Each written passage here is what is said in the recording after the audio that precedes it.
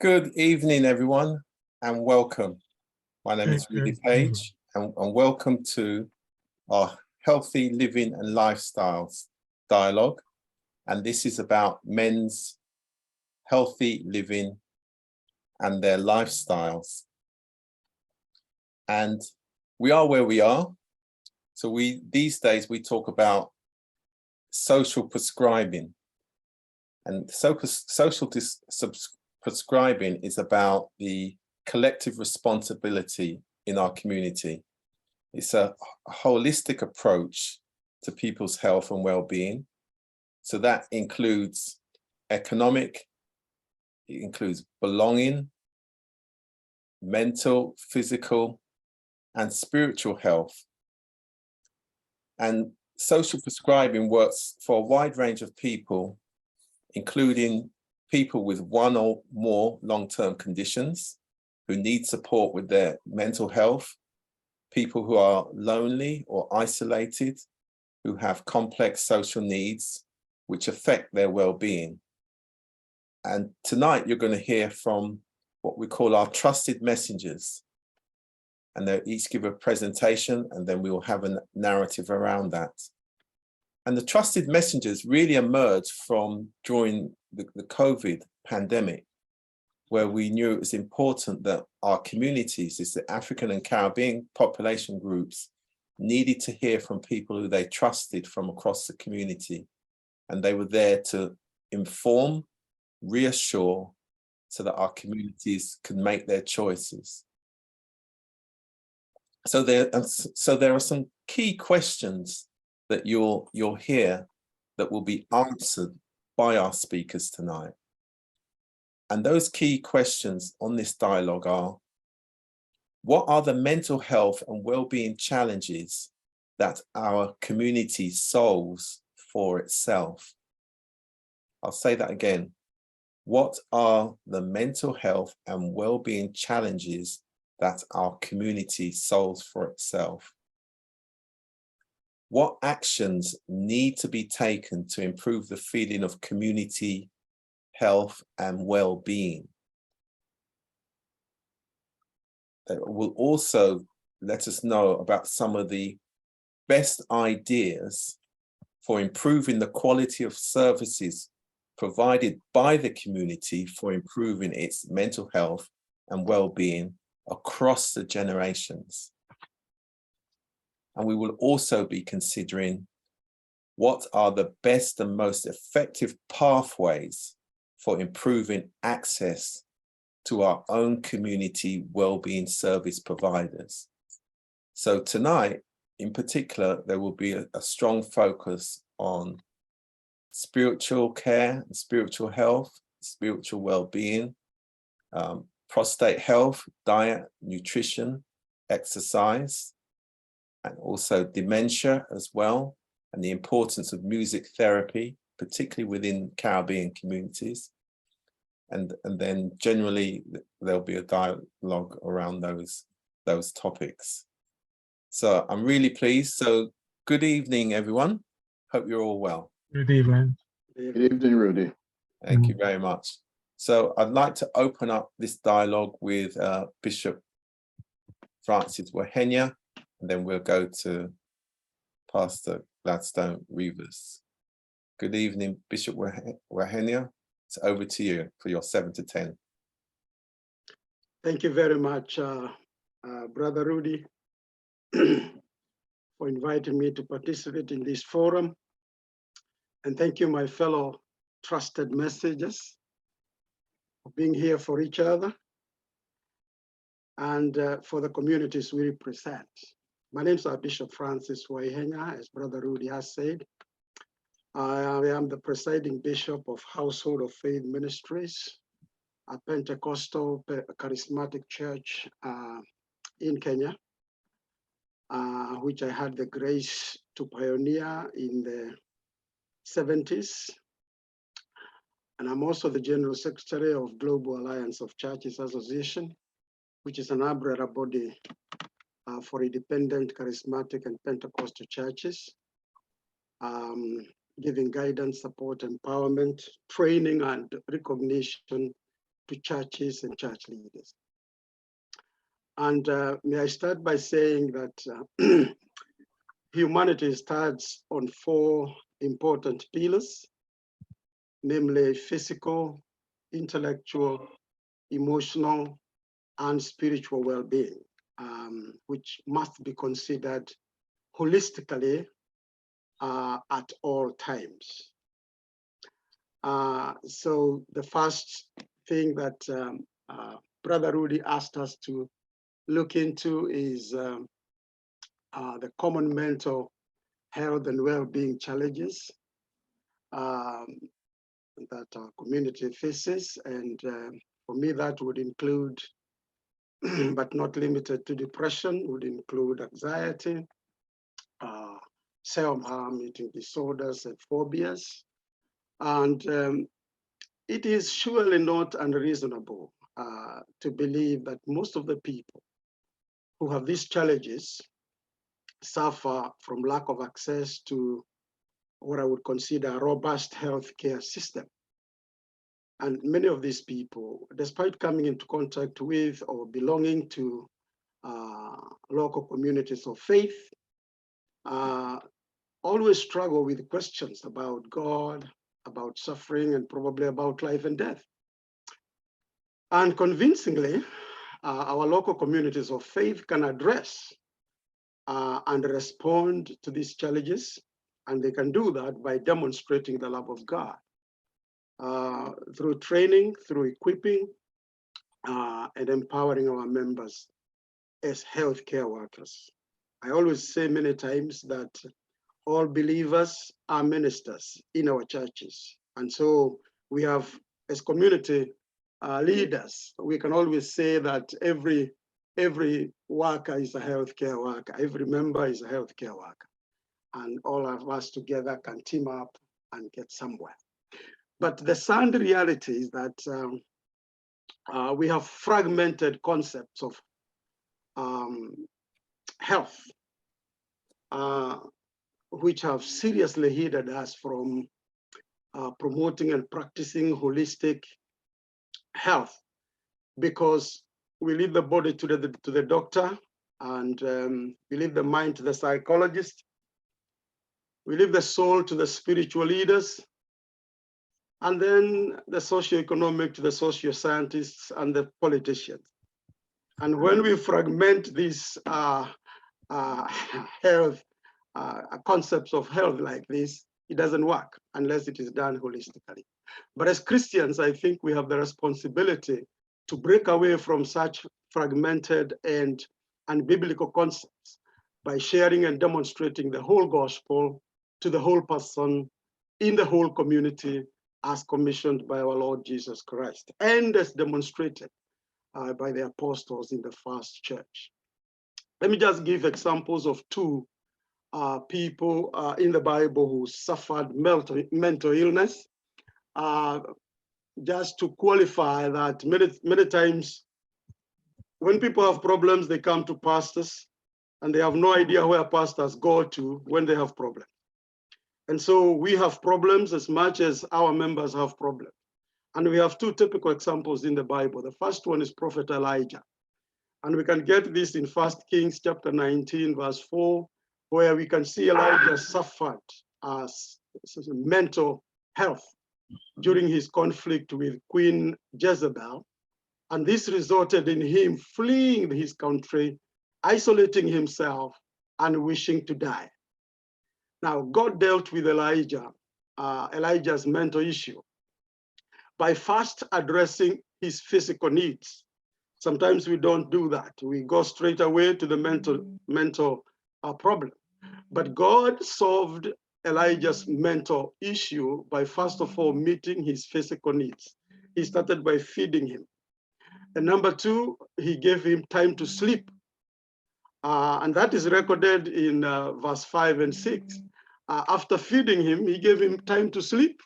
And that is recorded in verse 5 and 6, as I said, because sleep is closely connected to mental and emotional health and has links to depression, anxiety, bipolar disorder, name them, and other conditions as well. So God knew that Elijah's journey was too much for him in his current state, as recorded in verse 7. And after Elijah had rested and recharged physically and emotionally, now God gave him encouragement, he gave him new purpose, and he gave him an assistant to help him. And this is recorded in verse 15 to verse 18. Now, let me give the second example, and that is Prophet Jonah as well. And you can see that in Jonah chapter 4, verse 3. And we also see Jonah, who wished to die after God spared Nineveh, the city of Nineveh, a desire that indicated that he was in a very depressive state.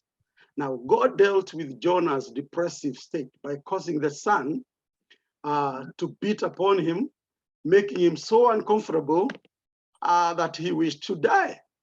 And once Jonah was in that position, the Lord was able to teach him the worth of souls in Nineveh city. And just like God did with Elijah and Jonah, the communities of faith need to take actions to improve the feeling of the community's mental health and well-being.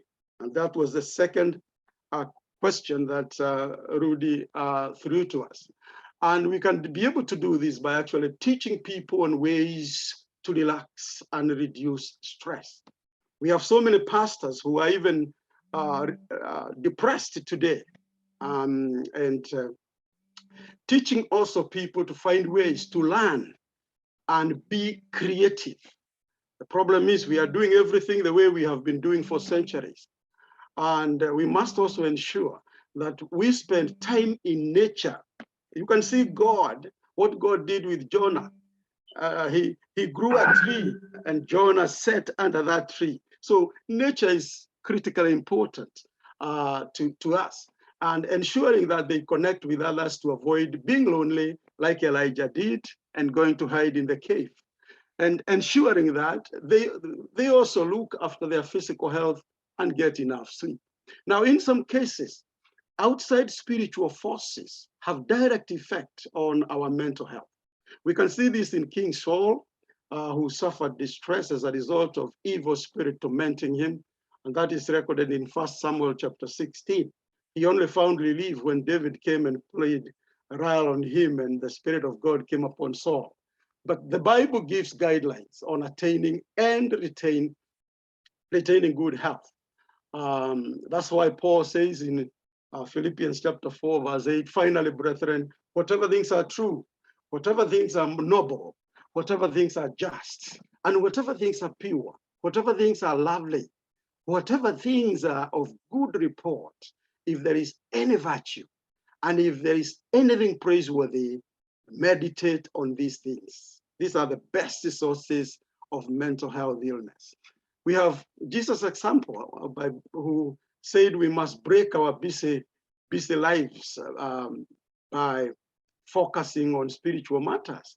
And we also see him calling his disciples to do the same. And we also have Paul acknowledging that physical exercise is profitable in 1 Timothy chapter 4, verse 8. So self-care, both physical and spiritual, is a necessity. That's why Psalms 34, verse 18 says, God is near the brokenhearted and saves the crushed in spirit. Even when people don't have, God can still save. I want very quickly to conclude, but I want to address point number 3, improving the quality of services provided by community for improving mental health. And life skills like confidence, self-belief, coping skills, positive parenting, positive relationships, emotional literacy, and values and beliefs are very important. Life skills that are protective factors. And this is why the Bible says in Romans chapter 10, those who trust in government, those who trust in finances, those who trust in other people, or they trust on themselves will be disappointed in the end. But those who put their confidence in God will never be ashamed. So above everything, we must put our trust in the Lord. So community engagement and physical health factors are also like arts and culture, social network, home housing, a good healthy diet, a tolerant community, enough rest and good reflection also helps. Because God has provided us with a Bible, which is the owner's manual, and it tells us how to operate our human body. And this manual contains instructions for proper maintenance, and it is in its pages that God reveals many basic principles for good physical, mental, and spiritual health. Now, my time is limited now. I can't be able to finish, but I want to just mention one thing, Rudy, in one minute, as I finish, because I need to mention about spiritual care. And the spiritual care, I would like to mention in just 1 minute, look at what is this we call spiritual care? Spiritual care is I consider it as a new word for chaplaincy. And most of us have heard about hospital and prison chaplains. Yeah. And although spiritual care alludes to Christianity, a spiritual care provider like you and me is a person who offers spiritual care or guidance to a person of any faith or no faith at all. Mm-hmm. So spiritual care is a more inclusive term. So the context within which we work, we have people of many faiths and people of no faith, all of whom need to be listened to and to be supported. And so we need to advocate if people are of a different faith, help them to tap into the faith systems and to support them. If they have no faith, then help them to discover what they draw, the meaning they draw, and also tap into whatever system they're in as a means of strength and support. So spiritual care is a fundamental aspect of nursing our mental health and attending to the spiritual needs of us that can improve our health outcomes. I'm sorry, I have to put a comma there. I would have said about exercising spiritual care, good examples of spiritual care and purposes of spiritual care, but I don't want to take time for others. Right. Thank you very much. Thank you very much for that, Bishop Francis. Excellent. And just to add to your point relating to spiritual care, and it's about, we all say, in order to get the best outcomes for all of us, that is to be treated with love, compassion, and with humanity. Mm-hmm.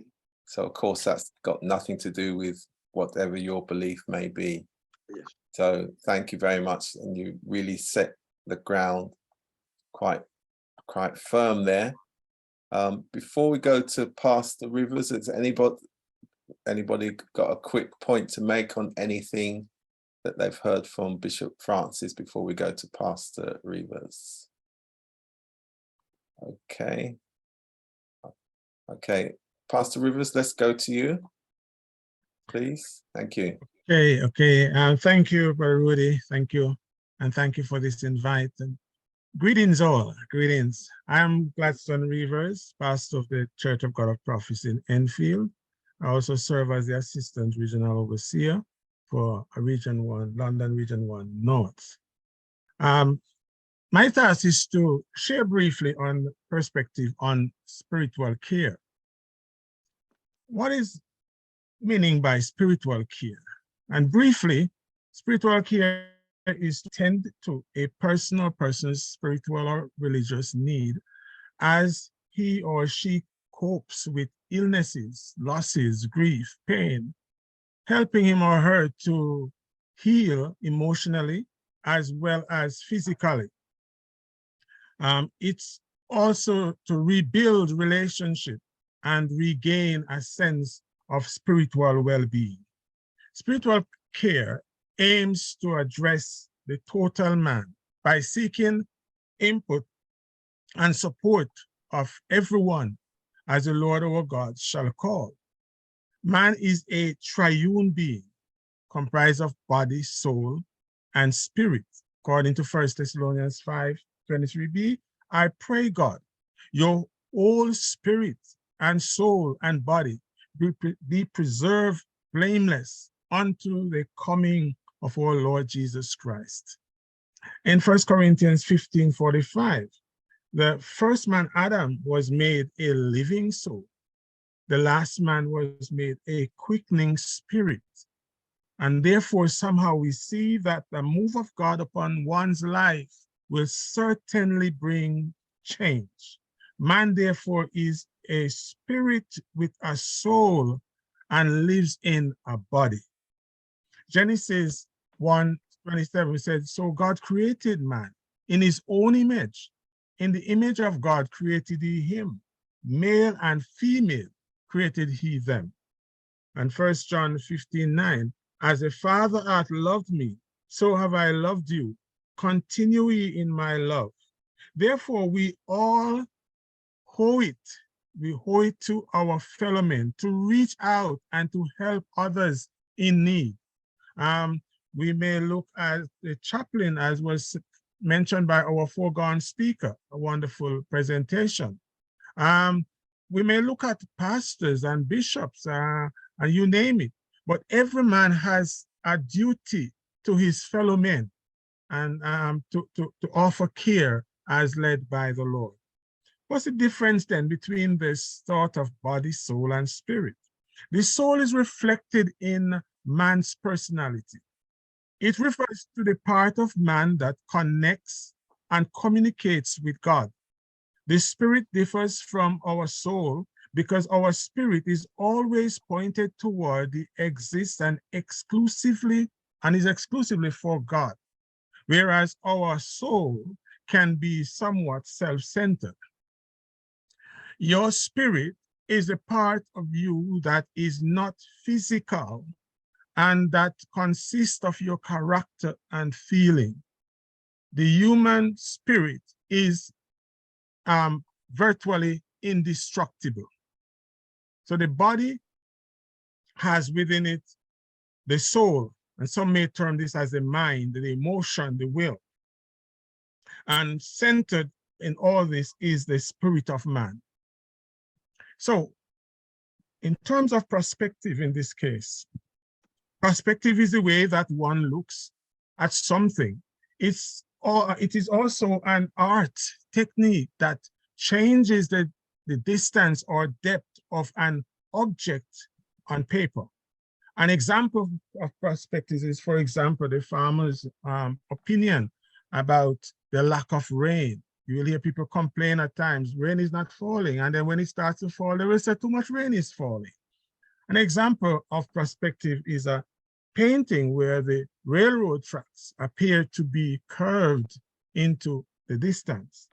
However, in terms of spiritual care, therefore, it points to human spirituality, the dynamics or dimension of human life that relates to the way in an individual or person or community's experience, expresses or seeking meaning or purpose of lifelong belonging.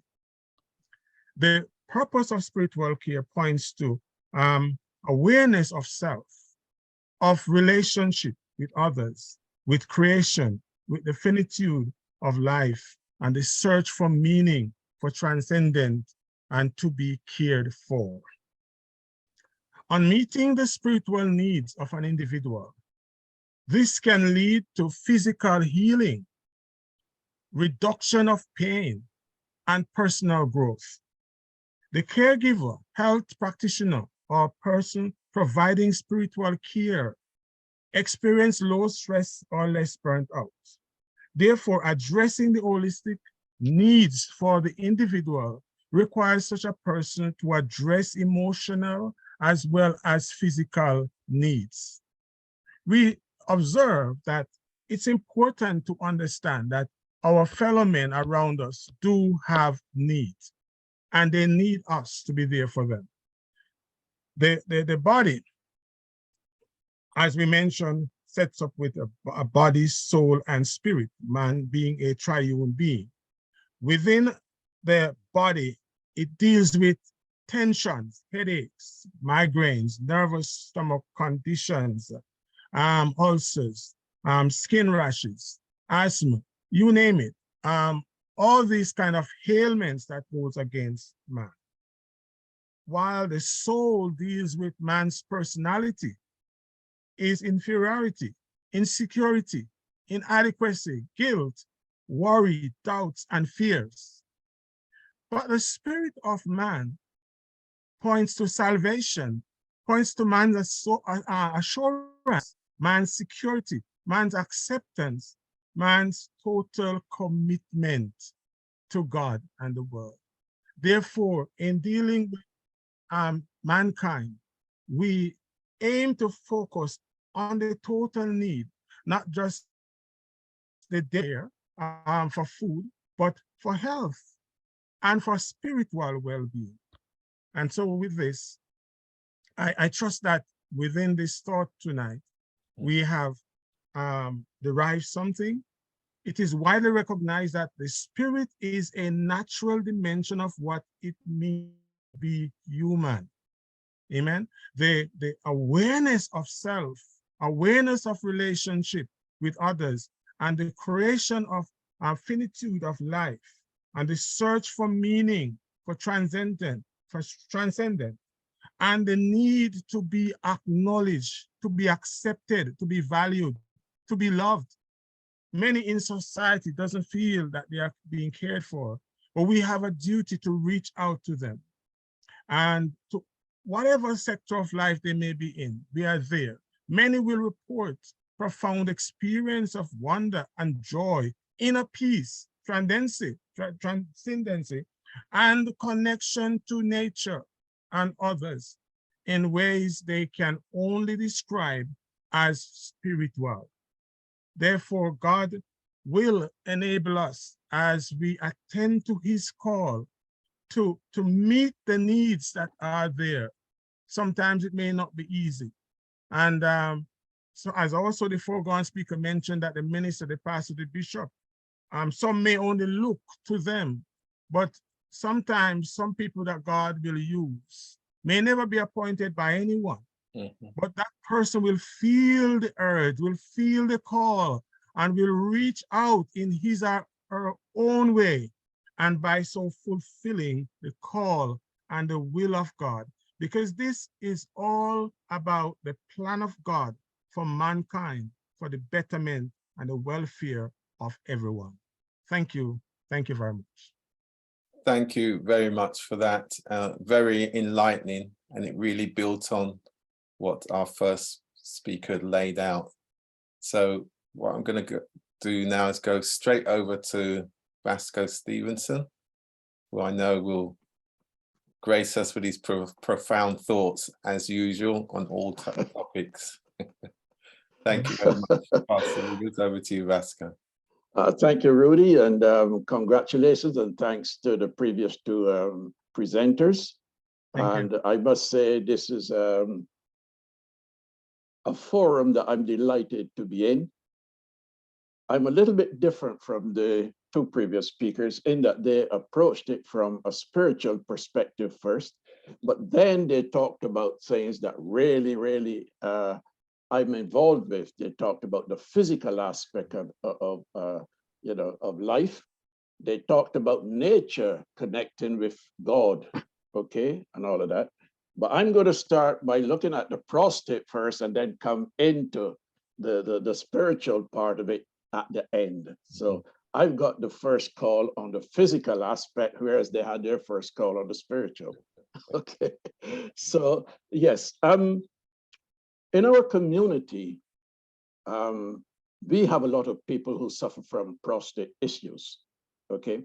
And there's a general reluctance on the part of our men to go and have themselves examined. And yet, every year we are being told that the number of men, especially in the Black community, who are being diagnosed with prostate issues keeps going up year after year after year. And what is even more alarming is that these prostate issues are manifesting in younger and younger people. Once upon a time, it used to be, oh, you must have your prostate gland checked. You're now 45 years old. You're now 50 years old. But now people in their late 30s are showing signs of enlarged prostate and prostate cancer. okay, and other aspects of prostate ill health. And what is happening is that it is not being addressed, to my mind, the way it should be, because the allopathic system, the medical Western system, has what I call a cut, slash, and burn approach to health, and especially to the prostate. Case in point, I do body scan, and I have a machine that scans the body and tells me what's going on in the body. And then I write a protocol for my client, okay? And I had a gentleman come in to see me on Tuesday. He's been diagnosed with low-grade prostate cancer, low grade. And he said to the surgeons at the hospital, surgeon and the oncologist, since he has low-grade cancer, he wants to have a look at an alternative way of addressing his problem rather than taking what they were recommending. Firstly, radiotherapy, and secondly, a radical prostatectomy, i.e. the complete removal of the prostate, despite the fact that this man had low-grade prostate cancer. I don't know if I mentioned the Gleason score, if you would understand what I'm saying, but I don't want to go too deep into the technical aspect of it. But when a man has a biopsy, they take the two lowest grades of prostate cancer, because there are 5 different grades, and they give them a number, okay, with 5 being a worst case scenario. And this man had grade 3 and grade 4, which is not as severe as a man who had grade 4 and grade 3, because grade 4 would be a more aggressive type and more prolific. So his 3 plus 4 put him in a pretty good position if you consider the overall aspect of what he was suffering from. And yet, he was being bombarded with this idea that he should have his prostate gland taken out. And ironically, when they carry out a radical prostatectomy, there is no guarantee whatsoever that that is going to get rid of all of the cancer. Consequently, he may have to come back and have radiotherapy some months down the road. Not only that, but right where the prostate gland is located, just under the bladder, there's a jangle of nerves. And whether they carry out the operation by robotic surgery or whatever, there's the possibility that those nerve endings will be touched. And if they're touched, then that man will possibly be incontinent for the rest of his life. And I know men who have had radical prostatectomies and have to wear surgical nappies all the time. And these are men who are in their 50s. These are not old men. They're in their 50s. And this gentleman who came to see me was 58 years old, okay? And I was quite impressed with his approach to it, because he phoned me up out of the blue. I do know him. He phoned me up and said, I want a full body scan, and I want your advice as to what I should do.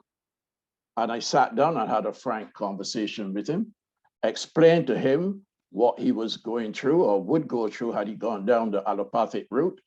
And then I explained to him what natural things I could recommend to him. And I know, Rudy, you know this, we've had many discussions with Professor Frank Chinawunda on these Zooms. And after my conversation with him, he said, okay, this makes sense. If it is low grade, why do they want to take it out? And I had to emphasize this point, and I hope everyone, especially the gentlemen here, understand this quite clearly. No matter what grade prostate cancer you have, as long as that cancer is confined to the prostate gland, it will never threaten your life. Okay. And he has very, very low grade prostate cancer. So tell me why they're asking him to have a radical prostatectomy. Okay. And one of the side effects of the radical prostatectomy that I hadn't mentioned before is the possibility of sexual dysfunction. Why would he want to do something like that? And have it happen? So Vasco, could you then enlighten our listeners and viewers with the diet and nutrition? Absolutely, that's where I'm getting to. I hope I'm not too close to my end time. Diet, yes, diet is particularly important. And one of the aspects of diet that we should really be paying attention to is eating our traditional foods, what we call raw foods. Yes, I call it raw foods, okay, raw.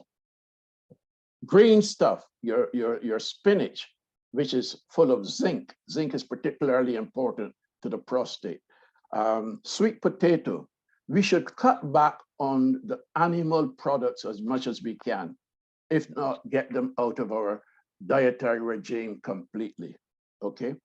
Because that is one of the triggers, saturated fat and other things like that can, you know, so should I say, speed up or expedite the process of the cancer. Could you give some examples of those saturated fats and some of those other foods that? Yes, saturated fat. We're talking here about meats, especially red meat. Also, something we should look closely at and get away from is the cooking oils we use. And in our community, a lot of people use canola oil and something called vegetable oil because it says vegetable. They think it is something wholesome that you should put in your body. But in actual fact, it's one of the worst things you can put in your body because it's a trans fat, okay?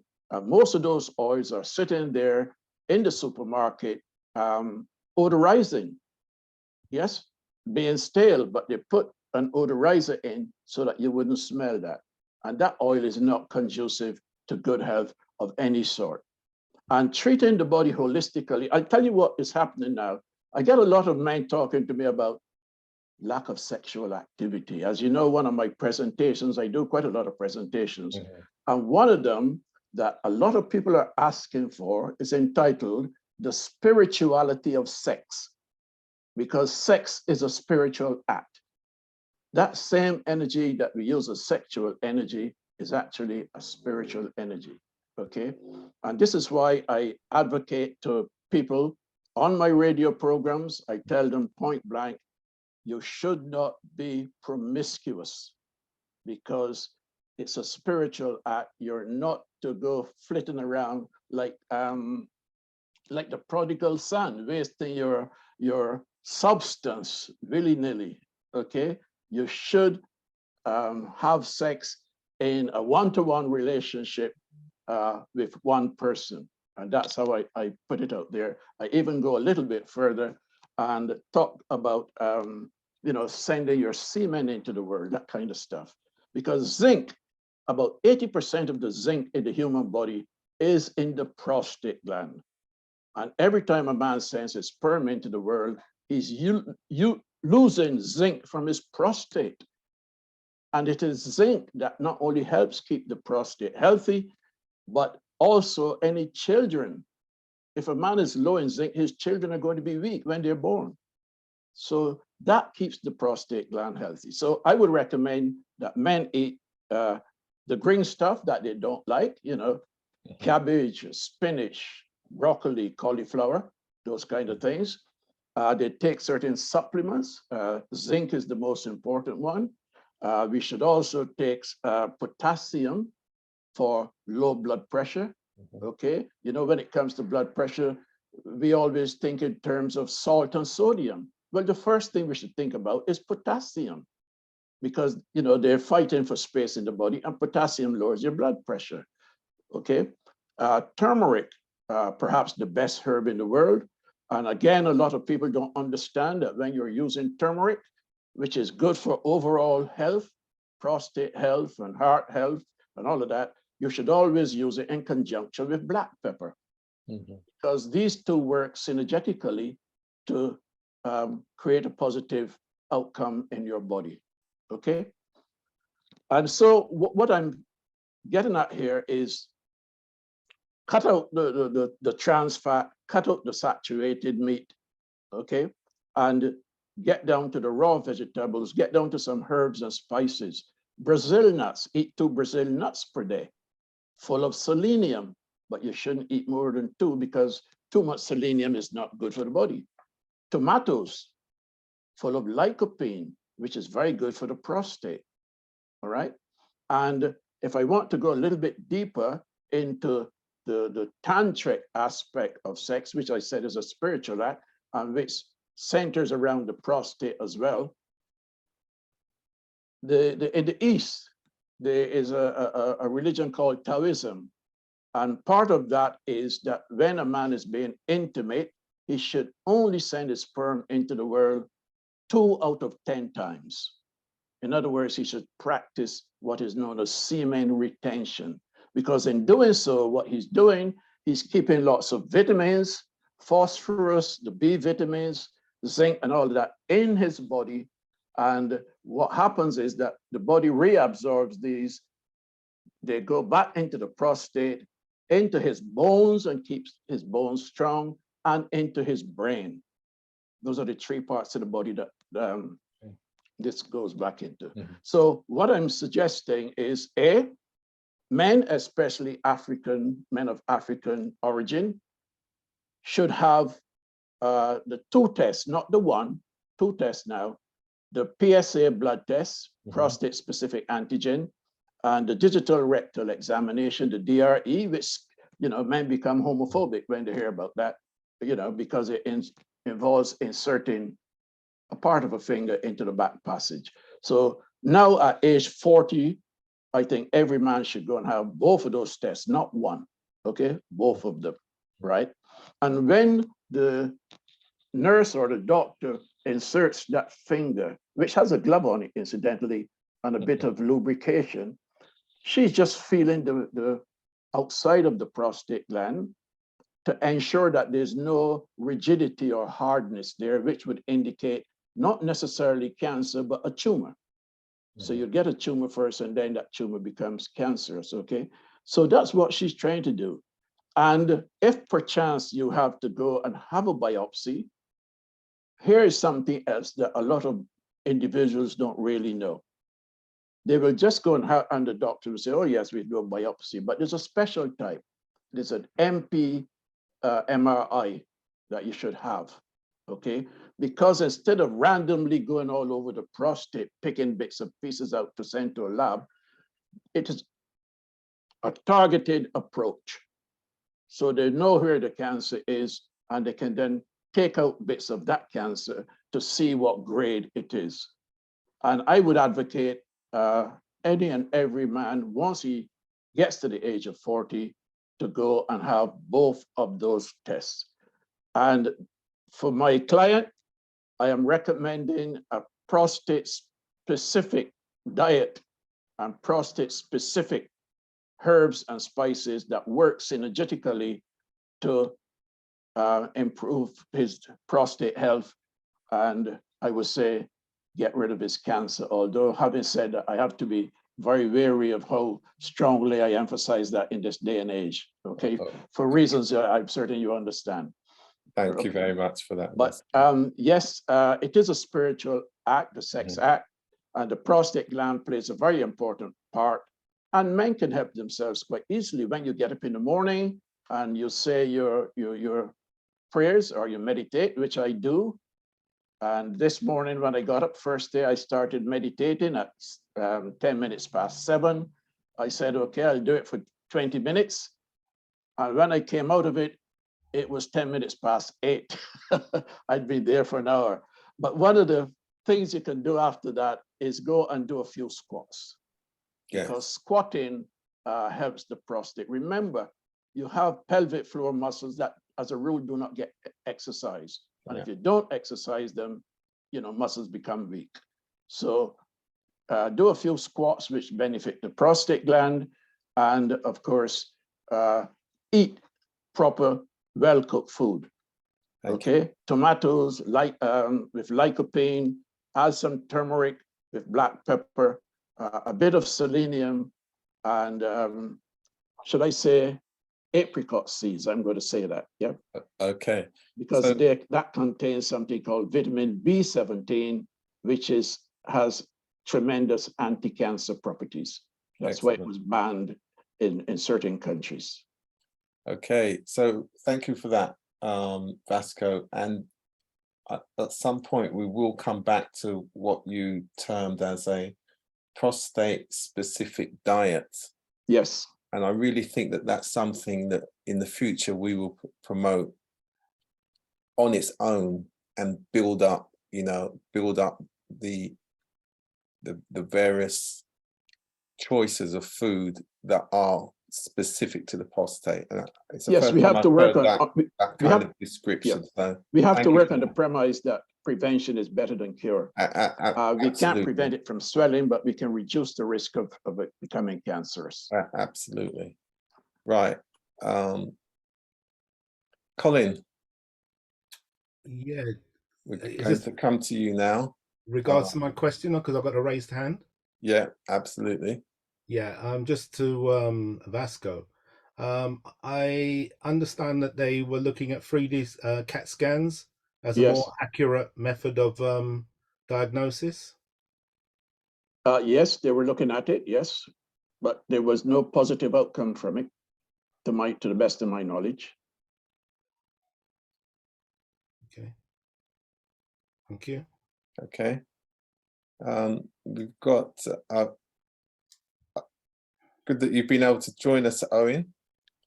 We've just had our usual deep coverage from Vasco on prostate.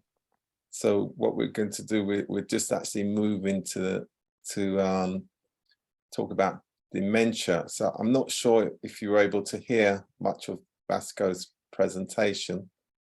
You've just come in, so I don't want to burden with you to speak right now. So we'll come back to you after the next presentation as it relates to prostate and what Vasco shared with us this evening. He gave us an overview in terms of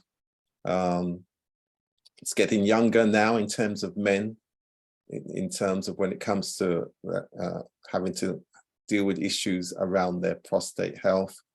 He also covered what is a great term, prostate-specific diet. And he also covered an area that I know that you're interested in very much so, in terms of when do you basically go to the medical model as it relates to prostate, and what you might do about that in the future, depending on where your PSA level is. So what we'll do is we'll come back to that after Colin's dementia in Dub. We'll finish with you on that. So Colin, over to you. Okay. Tell us a bit about dementia in Dub, and then we'll get on with the film. Good evening, everyone, and I hope you can all hear me all right. And thank you, Rudy, for inviting Dementia and Dub to participate in this fantastic event. It's I think it's important that we don't just focus on one aspect of health, but we look at, we have forums like this where we're covering many aspects of health. I think, sometimes I've been when people have got bee in a bonnet and they're just chasing their particular aspect of something that they're interested in, to the exclusion of other aspects of health. So thank you for inviting me. So I'm part of an organization. I'm a director of an organization, a newly formed organization called Dementia in Dub. The other directors are Simon Warner Barr, David Trustwell, Ronald Amans, and myself, Colin Brown. Now, I'm the least experienced in this field. The other three have been in the field for some time. In fact, Ronald Amans is living with dementia, so he's on his dementia journey. So it's good that within our organization we're listening to someone and we're being advised by someone who's on that journey. So even to do with presentations, exhibitions, and all sorts of access, we're listening and we're guided by Ronald, and he's linked in to the major organizations, the Alzheimer's Society, all the big organizations. He's linked in with them. But as with all these organizations, we discover that when it comes to our race, sometimes they don't communicate well with our people. So it's important that we get in those spaces and say that, and just announce what our specific needs are. For example, if we talk about the dementia space, many of our people will wind up or are in care homes or will wind up in care homes, and the care homes are predominantly English people in them, and we're the minority in there. So the foods that we may be given and the musics that we listen to or whatever can be alien to us in those environments. So it's important that we advocate for people in those situations and make, you know, the big organizations aware that they need to understand our cultural differences and respect that. So the purpose of Dementia in Dub is to really, from a Caribbean side, is about bringing music, and that's where I come in, because my background is music, my background is reggae, and this is where I can help the team with regards to getting access to artists and whatever special projects we put together in terms of playlists and whatever we can assist. For example, just before we play a video, we've got a video that has been put together by David, and I know it goes on for some time, so I'll just quickly go through this. But you can have a member of our community who, you know, for whatever reason, we find ourselves in a care home, and we're the minority in the care home, and they're playing I don't know, the waltz and music from the war and Vera Lynn and all that type of thing. That's your normal daily diet, and that's what you're being exposed to. The TV and all that. It might all be about Dad's Army and all those sorts of things that you're not used to. And you can, and as someone who's going on their dementia journey, those things are foreign, they're alien to you. So you start withdrawing within yourself because you don't feel that you fit in. Spirit again. Yeah, exactly. And sometimes they don't understand our culture and the way they may treat us or whatever. And what happens, you can become withdrawn in those situations. So someone's in there, your parent, your loved one is in there, and slowly you see them going down. I mean, yes, they're on their dementia journey, but they become very unresponsive. Now, some of the experiments we've done by, you know, there are videos online, so to go and do research, and you can see someone who, a video of someone who's in one of those situations and hasn't been responsive for many years. We've done Simon Warner Ball has one of his companies that he used to work with, the organizations, was providing iPods for people in care homes with a playlist of music that's familiar to that individual.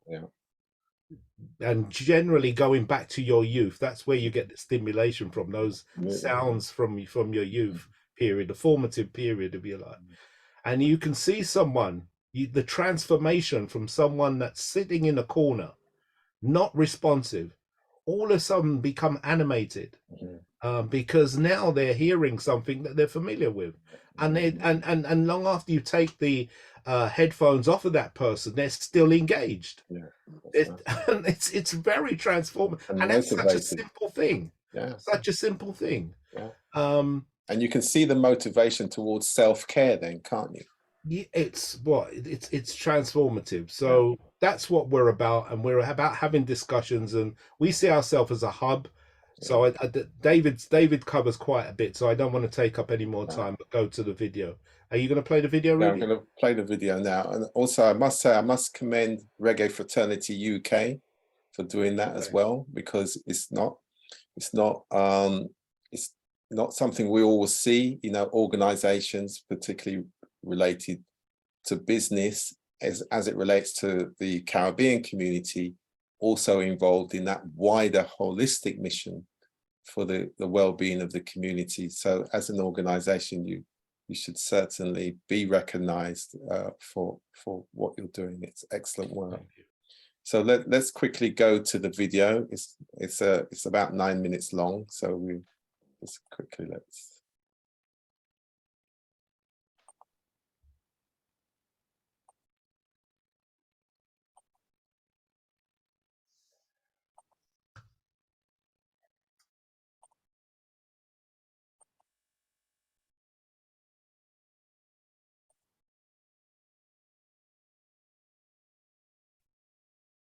Hi, I want to thank Rudy for giving me the opportunity to talk tonight a little bit about dementia and DUP. This is an initiative developed to bring together raising awareness about dementia, particularly as it affects the African Caribbean community, through creative events that involve an intergenerational approach and also involve using creative media, primarily to reggae music, but also we want to look at across the whole range of creative arts, not just music, but multimedia approaches to help to engage the African Caribbean community in particular in a conversation about raising awareness about dementia. But we want to do this in a way that involves people being able to participate in events that are good to go to, that people enjoy being part of and feel that they can bring their abilities and their understanding into an arena where people are going to be supported in terms of getting to know a bit more about dementia, but also be able to have a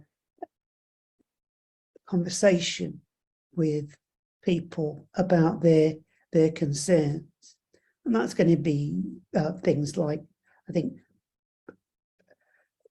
finding ways of overcoming some of the kind of myths about dementia, like it's just a normal part of aging, for example. It's not. It's a disease that people can get as they're older, for sure, but also relatively young people can get dementia. And one of the things we know about the more recent research involving dementia is not only is the African Caribbean community one of a range of ethnic communities that are actually more likely to develop dementia than the white majority community, but also there's some evidence that there's more likely that African Caribbean heritage people will start to develop dementia earlier. This is still something that there's ongoing research about, but it looks like that might be to do with the kind of socio-economic history and some of the kind of long-term life issues that are faced by people from the African Caribbean community, and some of the health issues we already know that the African Caribbean community faces, such as diabetes or the higher incidence of high blood pressure. So we're looking to educate people within the African Caribbean community about the risks, what they can do in terms of their lifestyle to maybe reduce the risk for themselves. That might be by their diet or exercise, but also encourage people when they're getting concerns about their mental health, and if it might be, particularly as they're getting older, they're worried about getting a bit more forgetful, or they're worried maybe that their sense of their feelings about things are changing in a way they don't understand. To talk to their GP about that as early as possible, because the earlier people get treatment for dementia, the better it is in terms of helping folk to have a better life. But also some of the kind of things that can happen in later life that people do start to get a bit more forgetful. People might get a bit more depressed as they get older. That may be because of other health issues that aren't dementia, and the health issues that can be relatively easy treated. So people shouldn't be faced with living with these problems for years and years, and being afraid of going to the GP because they might be told that they're living with dementia, because it might be something else. And there might be a way of getting more support with that. So the kind of things that we're doing is particularly around the music and radio angle is with people like Colin Brown, who's part of Reggae Fraternity UK, bringing some information about dementia into the programs that he already runs, the music programs. One of our colleagues, Ronald Amansay, has got a regular podcast. He's a guy, he's a music producer who's been living with dementia for several years now, talks in his podcast about his experience and interviews other people living with dementia. And also we're hoping to develop either albums or music lists that help people with talking about their experience through connecting through music that they remember and like. And I think one of the things that we know in terms of using reggae music as a way of enhancing this communication is going to be that all communities, not just the African Caribbean communities, across the UK and across the world, really are familiar with reggae music, and will have memories and stories to share about their experience of that music over the last kind of really 4 or 5 decades, really, that particular music form's been well known and popular worldwide. We're also looking at developing information events. We're about to launch our website, which will provide not just information about dementia that's targeted at particularly the African Caribbean communities, but also other issues that are going to be helpful for people in later life, like where to find information about what your pension entitlements are, things like lasting power of attorney, and all the kinds of things that people often struggle with or don't know where to find information about. So we're, as much as possible, we're going to try and put that kind of information in an available and accessible way on our website. As I said before, the approach that we want to take is intergenerational, so that people, young and old, can get together to share the developing understanding that they have of dementia, but also to share their stories about what's important in their life, what their aspirations, what do they want to do, and be sure that certainly the stories of the older generation can get passed on, but also that the younger people get an opportunity to see and understand some of their experiences. It isn't just unique to them and their generation, but there is a continuity of experience and understanding that we can share and develop in order to kind of build our community resilience, to understand how we are best placed to develop a response to the challenges of dementia, which aren't going to go away. And also, as things stand, it's an illness that there isn't a cure for. So what's important is to help people have the best possible life that they can while they're living with dementia, and the best possible support and involvement with their communities that they can get. So that's what we're all about. And I say I appreciate having this opportunity to talk to you this evening about that. Thank you.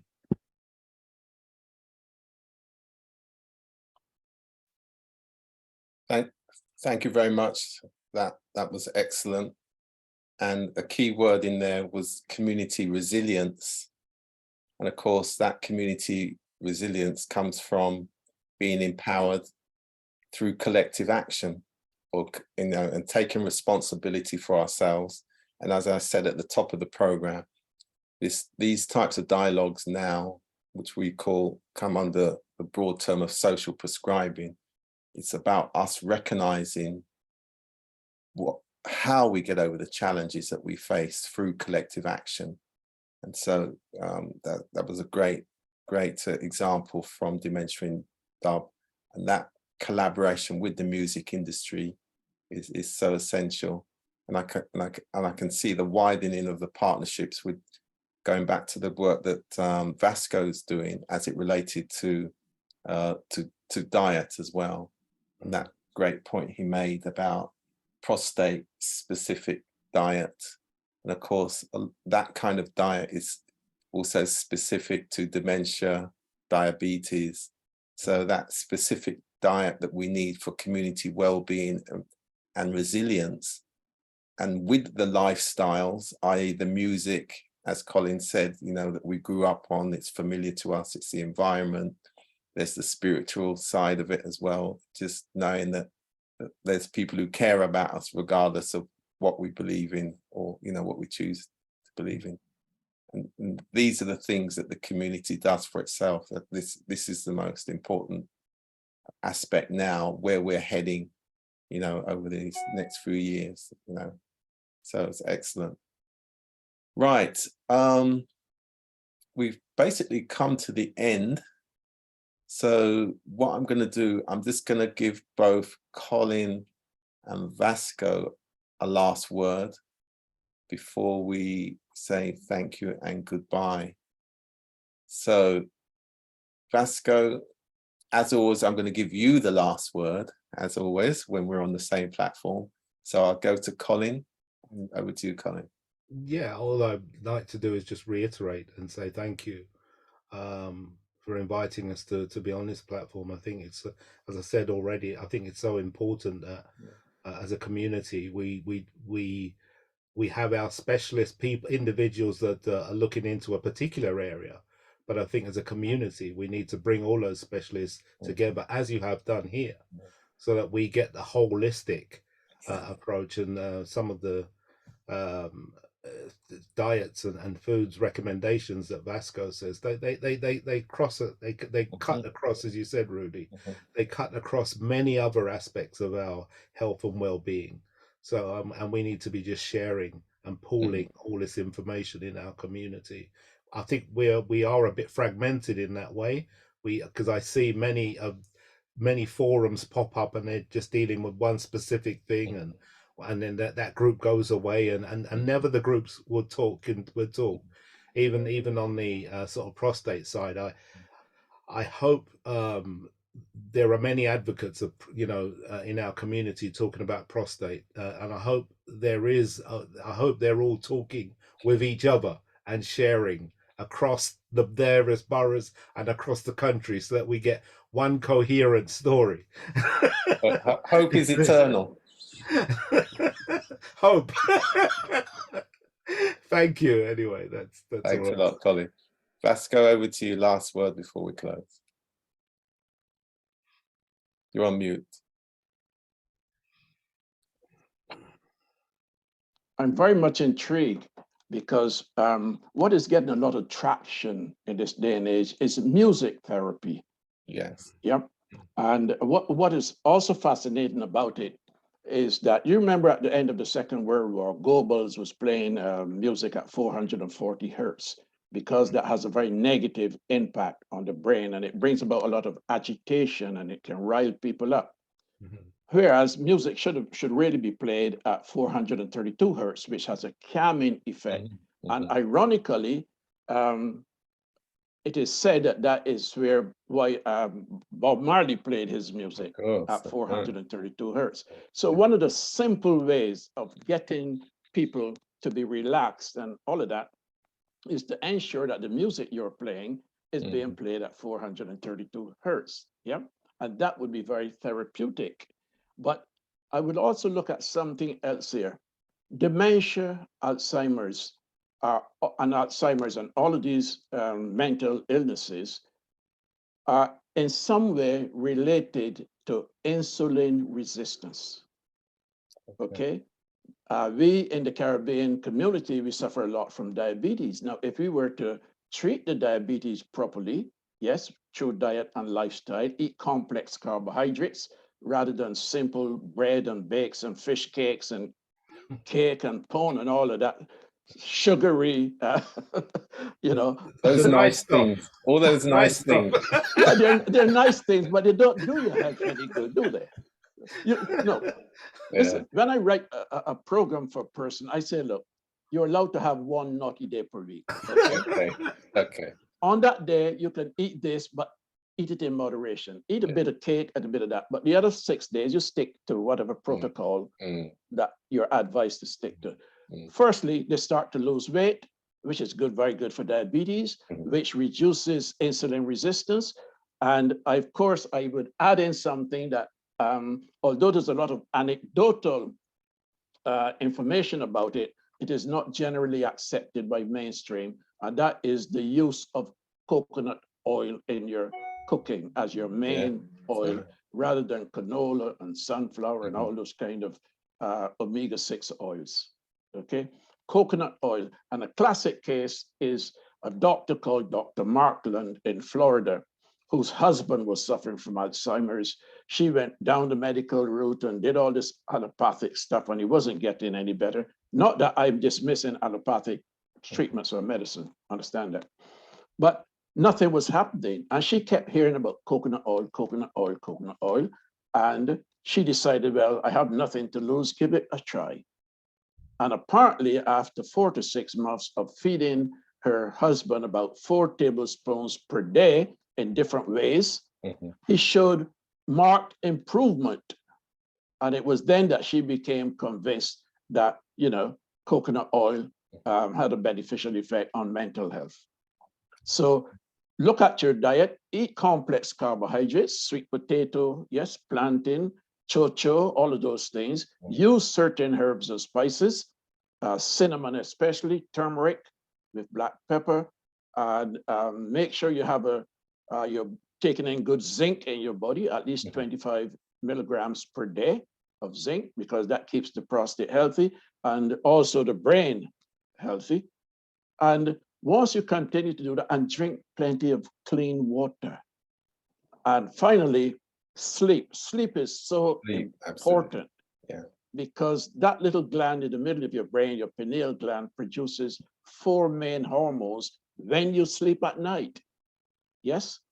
And one of them, melatonin, which regulates your body clock, serotonin, which has to do with your mood, melanin, we know, and of course, we Caribbean people, Africans, we have a different type of melanin from people of a lighter complexion.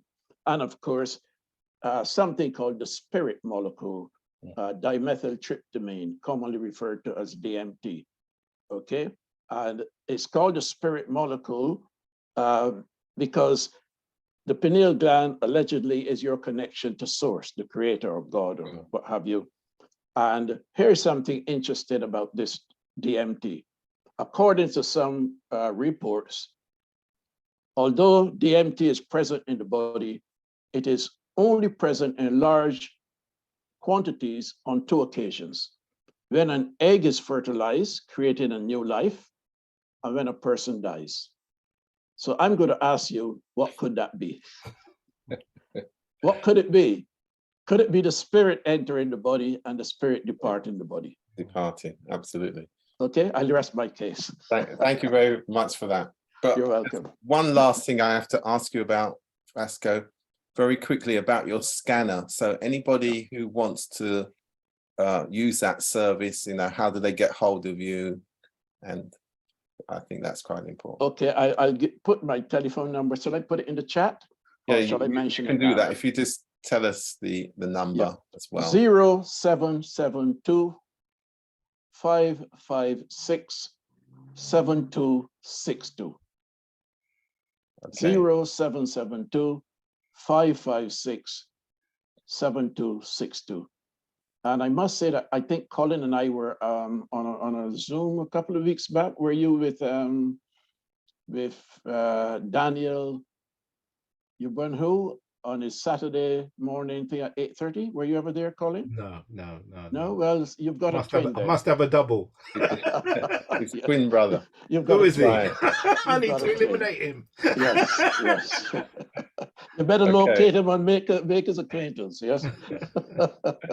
Great. Okay. Thank you very much. And thank you very much, everybody, for watching and listening.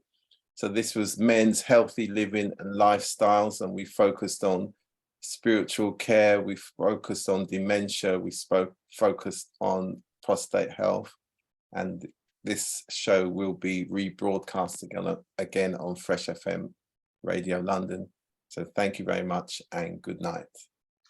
Good night. And thank you, Rudy. Good night, everyone. Bye.